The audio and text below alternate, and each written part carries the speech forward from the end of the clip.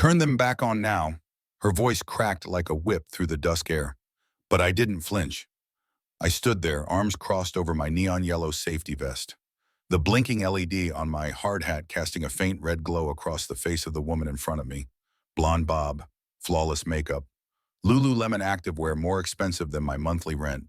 She was the HOA incarnate. And in her world, I was the cockroach crawling through her pristine suburban kitchen. But I wasn't moving. The streetlight above us sputtered to life with a pop, bathing the sidewalk in a soft amber light. Behind her, down the block, a small group of middle schoolers huddled together near the curb, their phone flashlights aimed low, illuminating nothing but the fear in their tiny feet. They shouldn't have been scared of the dark, but they were, because for the last few weeks, the path home from school had become a gauntlet of shadows, and the shadows don't care that you're only 12. "This is Crimson Oaks property," she hissed, tapping one manicured finger against the city seal on my jacket like it was a flaw she could polish out. "The HOA has jurisdiction here, not the city. Those lights are attracting undesirable elements. They don't belong." I met her gaze and didn't blink. Those undesirable elements are children trying not to break their necks on a cracked sidewalk. I said calmly. I've worked in public works for almost a decade. I've been cussed out, nearly run over, and once had a raccoon fall on my shoulder during a storm inspection. But nothing quite prepares you for a HOA Karen with a grudge and a Range Rover. "And for the record, Sam," I added, still adjusting the control panel behind her, "city infrastructure falls under city jurisdiction. That includes public safety lighting. You don't get to turn it off because it inconveniences your aesthetic." She whipped out her phone like it was a weapon, dialing with fury. "I'm calling the police. You're trespassing. Please do."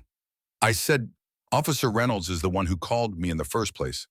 I'm sure he'll love to explain the difference between personal preference and criminal negligence." Her face flushed a brilliant shade of pink, then purple, like a sunset losing its temper. But she didn't scare me.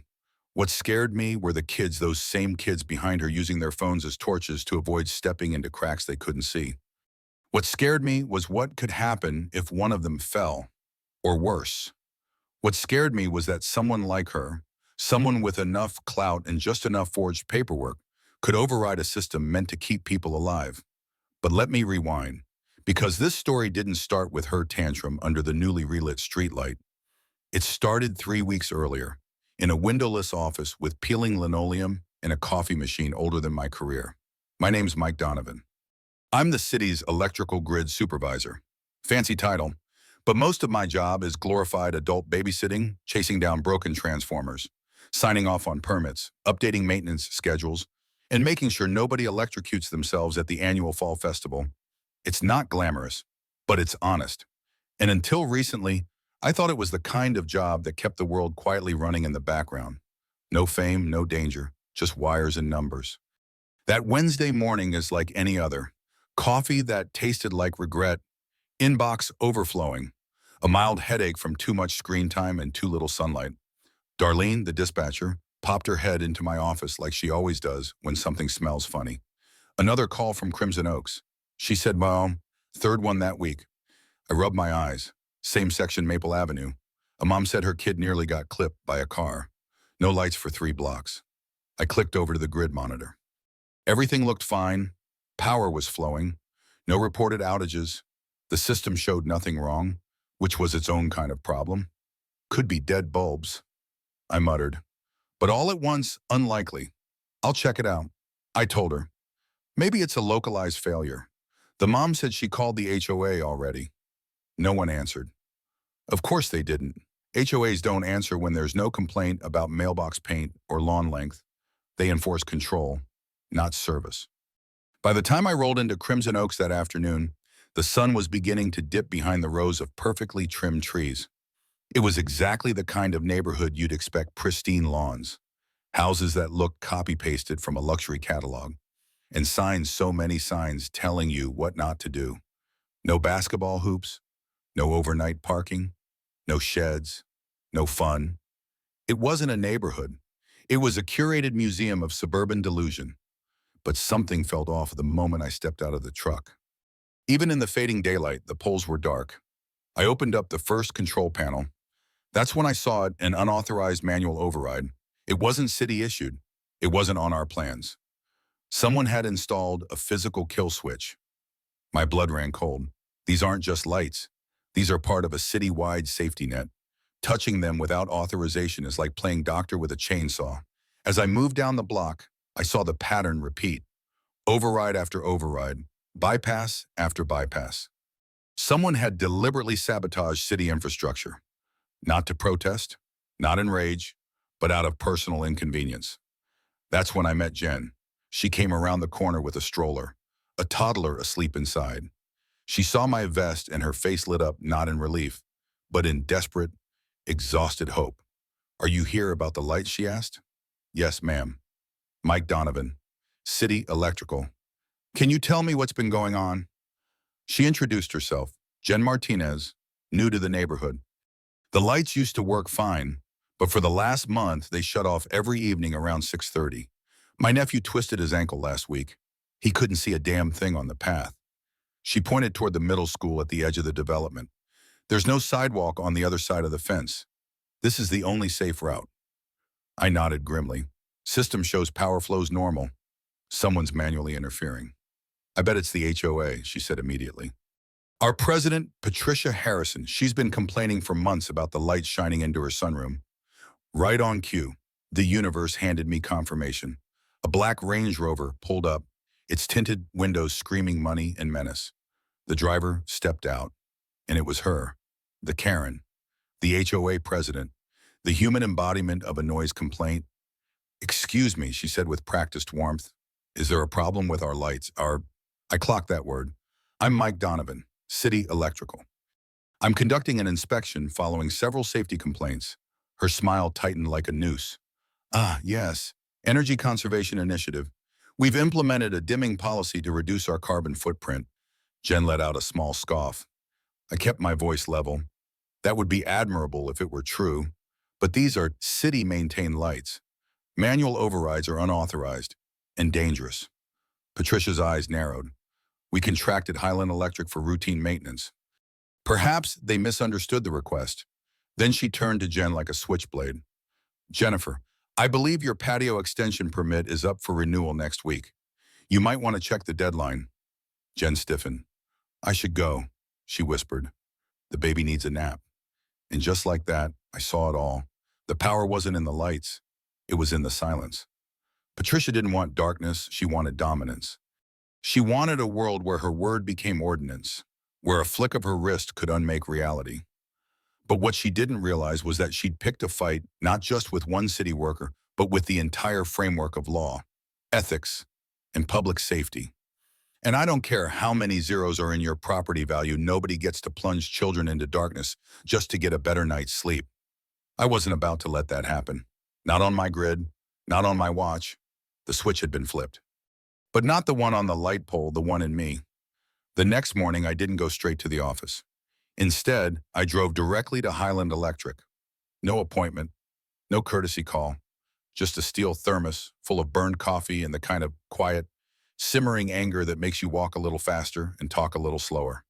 Their building sat on the edge of an industrial park, a squat warehouse with a slapped-on logo that looked more like a failing gym than a licensed electrical contractor.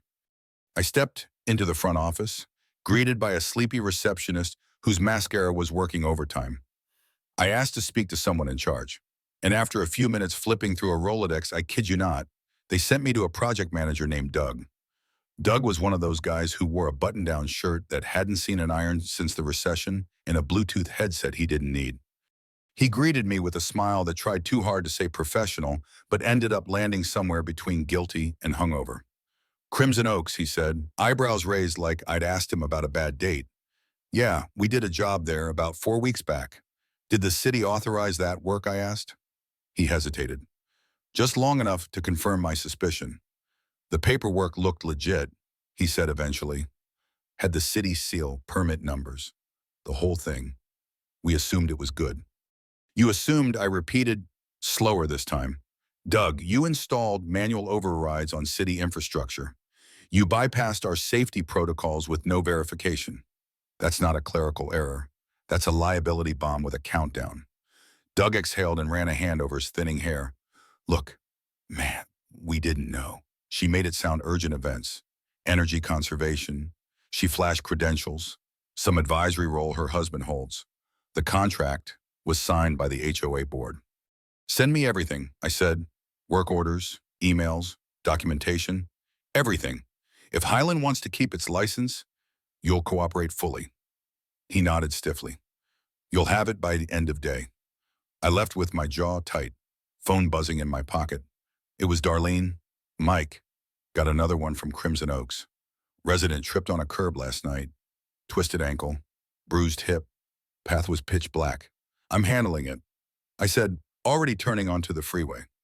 Also, she added, Director Langston wants a status update. He heard something from the city attorney's office sounded concerned. I told her I'd come by later, but first I had one more stop, the police department. Officer Dave Reynolds had been around longer than most people stayed in city jobs.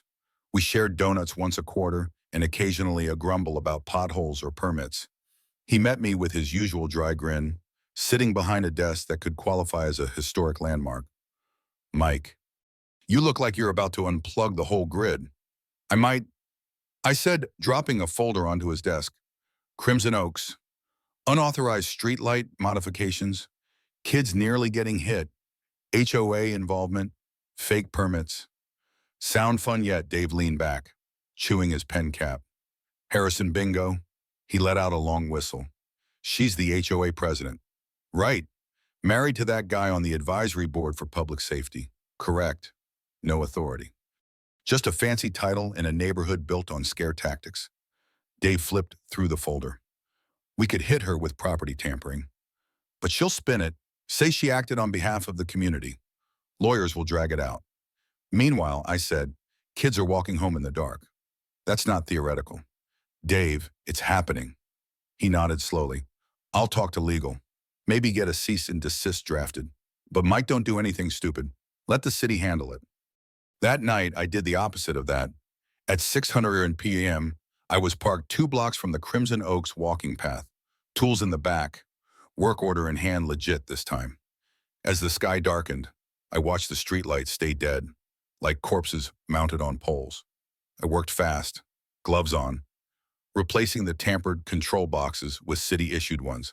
Each one clicked back into regulation with a hum that sounded like justice. I was on the 3rd unit when I heard tires screech to a halt behind me. The Range Rover again? Patricia Harrison stepped out, phone already in hand, eyes blazing. What do you think you're doing? She snapped. Restoring public safety. I said, not even looking at her. You are trespassing. This is a city easement. These are city lights. Your HOA overstepped. Again, you can't just do this, she shouted. We have an agreement with the city. No, I said, straightening up? You had a lie, wrapped in forged permits. Your contractor confirmed it. Your actions endangered children, and your motives laughable. My husband is on the public safety committee, she yelled. Then he should be ashamed, I replied. The light flickered on between us, casting a pale glow on her stunned expression. Her mouth opened and closed like a fish gasping for relevance. You don't understand. These lights keep kids from being run over. Patricia, her tone shifted. They destroy property values. They attract teenagers, graffiti, loitering. They also prevent crime.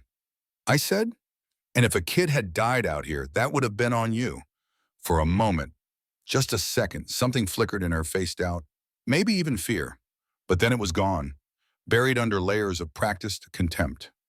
I'm calling the board, she declared. This is insubordination. You are the board, came a voice from the sidewalk. We both turned. A small group of residents stood just behind us. One man stepping forward, white-haired, back straight, voice calm. Not anymore, he added. Emergency vote. You're out. I'm interim president now. Patricia's face froze. Frank, this is not your decision. Actually, it is, he said, because you made this mess without informing the board. We've reviewed the documents. We're cooperating with the city. Patricia staggered back like she'd been physically struck. Then, without another word, she stormed off toward her SUV and peeled out of the cul-de-sac. taillights vanishing into the dark like a closing threat. Frank turned to me. "We owe you," and none of us realized what she was doing. We thought she was coordinating with the city. Turns out she was just managing her view and putting kids at risk. I added, "We'll fix it," he said, "starting now." That night, I finished restoring every last light, surrounded by neighbors offering coffee and conversation. I learned more about HOA politics in 2 hours than I had in a lifetime. Stories about Patricia's war on wind chimes, her crusade against lawn ornaments, her vendetta against a retired couple who dared install solar panels. But this was different. This wasn't aesthetic tyranny. This was endangering children for personal convenience. It struck a nerve in the community, and it sparked something in me. Later, back in my truck, I sat there staring at the last control panel report. Status operational, all lights functional, system integrity secure. I should have felt done. I should have driven home and microwaved leftover chili and forgotten the whole thing, but I didn't, because for the first time in years, I felt something else. Not anger, not obligation, purpose. It had taken a deranged HOA president, a forged permit, and a handful of scared kids to make me realize I wasn't just maintaining the grid. I was keeping people alive, one streetlight at a time. 3 days after Patricia Harrison's dramatic exit in the impromptu emergency HOA meeting that stripped her of power, I found myself driving back into Crimson Oaks. Not as a repairman this time, not even as an investigator. I came as a witness to what happened when power, unchecked and cloaked in entitlement, was finally held accountable by the very people it tried to suppress. The lights had stayed on since that night I reinstalled them. I checked the grid daily. 0 malfunctions. 0 tampering. 0 complaints. At least from anyone who mattered. But the calls and emails started coming from residents, positive ones. People expressing thanks. Even asking questions about how to improve safety around the path. It was surreal. My job had never included answering thank you notes from middle schoolers. But here I was, sifting through hand-drawn cards of smiling, stick-figure electricians and glowing light poles like I was some kind of hero. I wasn't. I had just done what the city was supposed to do, what we were built to do, protect the public, even when the danger wasn't loud or explosive, but subtle and slow, like a creeping shadow that no one noticed until it swallowed everything. I parked my truck near the same corner where the kids used to gather with flashlights, waiting for parents or walking each other home in groups. Today, they were walking carefree under a canopy of light, tossing backpacks over shoulders and laughing as if the darkness had never happened. That alone made the whole ordeal worth it. As I stepped out of the vehicle, I spotted Jen Martinez waving from the other side of the path, this time without a stroller. Her toddler, now more confident on his tiny feet, was chasing leaves like they were treasure. "Mike," she called, jogging over. "I was hoping I'd catch you. Frank mentioned you'd be coming for another inspection." "Routine follow-up," I said, smiling, "making sure your streetlights aren't planning another rebellion." "They've been angels," she said, then paused. "Can lights be angels only if they shine in the right places?" I said. She laughed, and it was different this time, lighter, unburdened. No tension in her shoulders, no glance over her shoulder as if waiting for Patricia to materialize out of the hedges with another veiled threat. "You heard about the call box, right?" she said, pointing toward the newly installed emergency unit bolted next to one of the poles. Bright red, clearly labeled, wired directly into the city's safety dispatch line. "I did. That's a good addition." "Who pushed for it?" "Middle school PTA. Actually, after everything happened, they petitioned the HOA. Frank was quick to approve it. We're also working with the school on a safe path program. Morning volunteers, afternoon patrols. Nothing official yet, but the momentum is there. Amazing what happens when people feel like they have a voice." I said. She nodded, then motioned for me to follow her toward a bench newly placed beside the path. As we sat, a cool breeze rolled through the trees, rustling branches like whispers from the past still lingering in the air. "You know," she said, softer now. "The thing that scared me the most about Patricia wasn't that she lied. It was how easy it was for everyone to just let her. Fear works fast in quiet places." I said, "People convince themselves they're keeping the peace, when really they're just giving up the fight before it starts. I almost didn't say anything, she admitted. I kept thinking, what if I speak up and she makes our lives hell? I've got a kid. I'm a single mom. It was easier to stay quiet. But then my nephew fell. I saw him cry not from the pain, but because he was scared to tell me, like it was somehow his fault. That's when I knew silence wasn't an option anymore. I looked at her and realized this story wasn't about me. It never was. It wasn't about city policy or power grids or forged permits. It was about people who'd been forced to live under someone else's thumb so long. They forgot what standing felt like. People like Jen, who didn't want to be heroes. Just safe. Just heard. We're planning a neighborhood cookout, she said suddenly, shifting the tone. Saturday afternoon, by the big playground. A few of the dads are setting up tables. And the school band's coming. Dave from the police said he'd show up too. We were wondering if you'd come. As a guest of honor. Maybe guest of honor, I repeated, a bit taken aback. I just fixed some lights. You turned them on, she said. But what you really did was help us see again. That line stuck with me. I kept hearing it as I walked through the rest of the path, noting the upgrades, reflective paint on the curbs, new benches, motion sensor lights for late walkers, and something else in absence, the absence of fear. No more whispered complaints, no more sidelong glances, no more kids using flashlights like shields. That night, back at home, I pulled up the city's database and looked over the incident reports from Crimson Oaks. Before the lights went out, there had been none, not a single one. No calls, no concerns. After Patricia's blackout, the reports started piling up. Minor injuries, close calls, citizen complaints, and now back to zero. It was like watching the data breathe, but numbers couldn't tell me what I felt sitting in that office with Director Langston the following morning. You did well, he said after reviewing my report. No small task, going toe-to-toe with someone like Harrison. And with legal involved, we're moving forward with a formal inquiry into her actions, possible civil penalties, even criminal. That's up to the lawyers. I said, I'm just glad no one got seriously hurt. Still, he continued, this raises questions about contractor verification, how someone managed to approve work with forged permits. We need to tighten those gaps. Agreed. I've already updated our oversight protocol. From now on, HOA contracts involving public infrastructure get routed directly through my office for manual clearance. Langston gave a nod that felt halfway between pride and relief.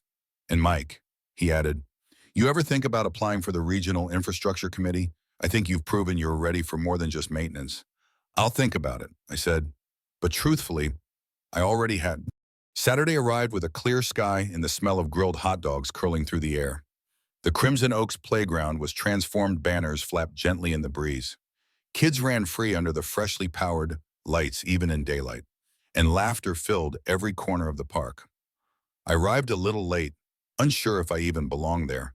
But the moment Jen saw me, she waved like I was family. Dave Reynolds clapped me on the back, handed me a soda, and cracked a joke about me running for mayor.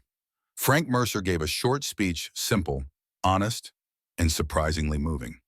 He thanked the community, the volunteers, and then turned toward me. And of course, he said, to the man who reminded us that sometimes the smallest flick of a switch can wake an entire neighborhood. I didn't know what to say. I'm not built for speeches. But when the kids handed me that oversized thank you card, filled with glitter and crayon signatures and pictures of smiling light poles, I felt something shift. Not ego, not pride, just a deep, grounding sense of connection. This wasn't about power or policy. It was about presence. I wasn't just a technician anymore. I was part of their story. As the sun began to set, the lights kicked on automatically, one by one, glowing soft and steady like sentinels watching over something precious. I stood at the edge of the playground, Jen beside me, her hand brushing mine just briefly. Feels different. Doesn't it, she said. Yeah, I replied, like the power's finally in the right hands. And for the first time in a long time, I didn't see the grid as wires and circuits. I saw it as connection, real, human, and lit by something more powerful than electricity. Maybe this was the beginning of something, not just for Crimson Oaks, but for me. The Monday after the cookout, I walked into City Hall for a debrief with the legal department. I expected a routine meeting paperwork, a couple of signatures, maybe a warning about potential lawsuits. What I didn't expect was a thick manila folder already waiting on the table with my name on it, bold. Black ink that looked like it had been pressed with a little too much force. Across the room sat Mallory Stern, one of our city attorneys. Sharp suit, sharper eyes. She motioned for me to sit, then pushed the folder toward me like she was sliding over a criminal record. "What's this?" I asked. "Everything we've collected on Patricia Harrison." She said, "You're going to want to read this." I opened the file and started flipping through documents, HOA meeting transcripts, bank records, city zoning complaints, contractor invoices with curious discrepancies, and a particularly interesting item, an anonymous letter from a Crimson Oaks resident. The letter detailed how Patricia had threatened fines for lawn violations that didn't exist, how she had discouraged families from participating in HOA meetings, and most tellingly, how she had referred to children who walked home through the neighborhood as transient noise pollution. I looked up at Mallory. "This is deeper than tampered streetlights." "It always was," she said. "What you exposed was the tip of a very old, very well-maintained iceberg." Turns out, Patricia wasn't just breaking rules. She was reshaping them quietly, and with just enough plausible deniability to stay clean on the surface. And now I asked, "We're working on a civil action," she said. "Fraud, abuse of power, possibly even forgery. But there's more." She leaned in. "Do you know a name, Margaret Swenson?" "No," I replied. "Should I, former HOA board member. Resigned 2 years ago, citing personal reasons. Turns out Patricia forced her out. Margaret's agreed to come forward. She's been sitting on documentation, minutes from closed meetings, audio recordings. She even has a memo where Patricia refers to streetlights as civic pollution and outlines a plan to take back aesthetic control from municipal overreach." I sat back, stunned. She's been planning this for years. "That's what scares me," Mallory said. "Because if she did it here, what's stopping someone else from doing it elsewhere?" After the meeting, I drove back to Crimson Oaks, not for work, not even for follow-up, but because I needed to see it again with fresh eyes. I needed to walk the path and feel what it was I'd been defending. The difference was immediate. Parents now strolled the sidewalk with their kids. Elderly residents rested on benches beside the lights. Someone had installed flower boxes at the base of every pole, and even the trees seemed to lean in closer, like they were listening now. And then there were the kids riding bikes, racing scooters, skipping across the painted curbs like they'd never once feared the shadows. The darkness had become a memory, and it was fading, near the cul-de-sac. I spotted Frank Mercer and another man setting up a temporary community bulletin board. Frank waved me over.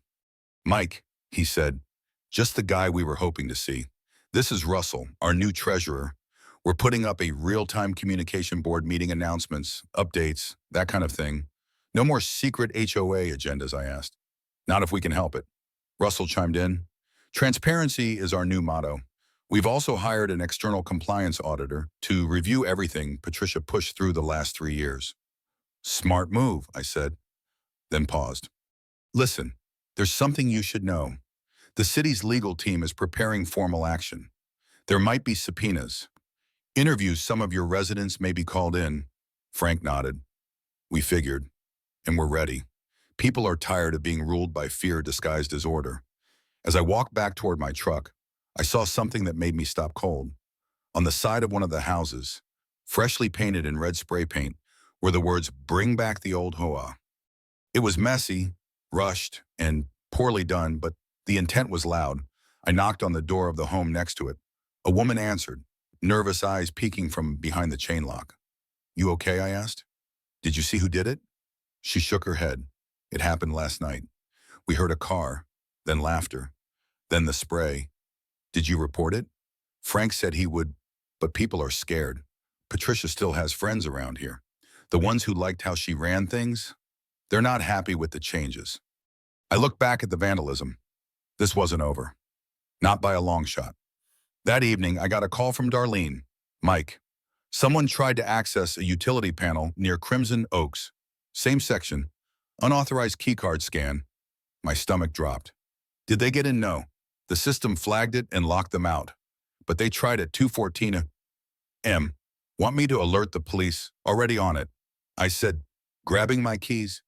I met Officer Reynolds at the site. The lock was intact, but scratches around the edge suggested someone had tried to force it.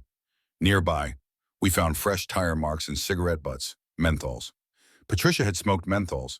She wouldn't risk coming back herself. Would she, Dave asked? If not her. I said, someone acting on her behalf. We'll boost patrols in the area, he promised.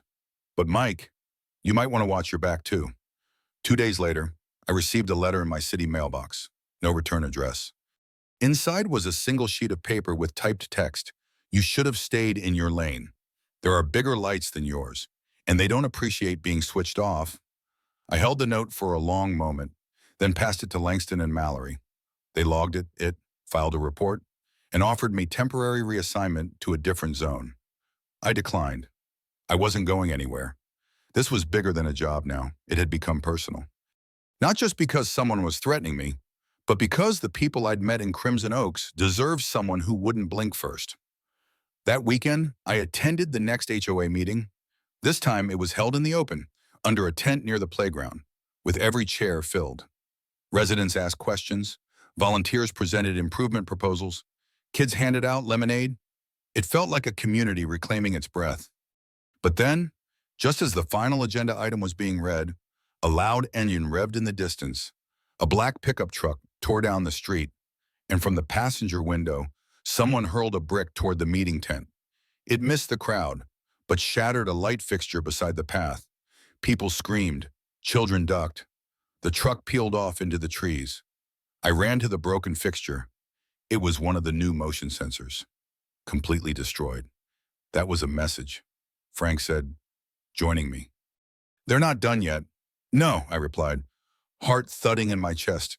But neither are we. That night, under the dim light of a temporary work lamp, I repaired the broken fixture with a group of residents standing beside me. They didn't just watch, they handed tools, read schematics, took notes. One of them, an older man who had never spoken at a meeting before, muttered, I never thought I'd be out here fixing lights with my neighbors. It feels real, and it was. Because this wasn't just a neighborhood anymore. It was a battleground of visibility between those who wanted to see and those who preferred the shadows. By the time I packed up, I knew one thing for sure: Patricia may have been removed, but her influence still lingered like smoke after a fire. What we were dealing with now wasn't just cleanup, it was resistance. And for the first time in my life, I understood what it meant to be a guardian of something intangible, a principle, a right, a shared belief that no one should walk home in fear. Not in this city, not on my grid, not ever again. 3 weeks after the brick incident, Crimson Oaks looked like a neighborhood in the middle of a transformation, not just physically, but emotionally, culturally, structurally. The flowers planted around the base of each restored light pole had taken root. Children played long into the evening, their laughter uninterrupted by darkness or whispers of authority. The broken fixture from the attack had been replaced within hours. More importantly, it had been replaced not by me alone, but by the residents. They didn't wait for the city to fix what was shattered. They rolled up their sleeves and did it themselves. That was the real shift. I wasn't the guardian anymore. I was just the first one who said no. And that no had become something contagious. It had become a catalyst. I had been back to the neighborhood more times than I could count.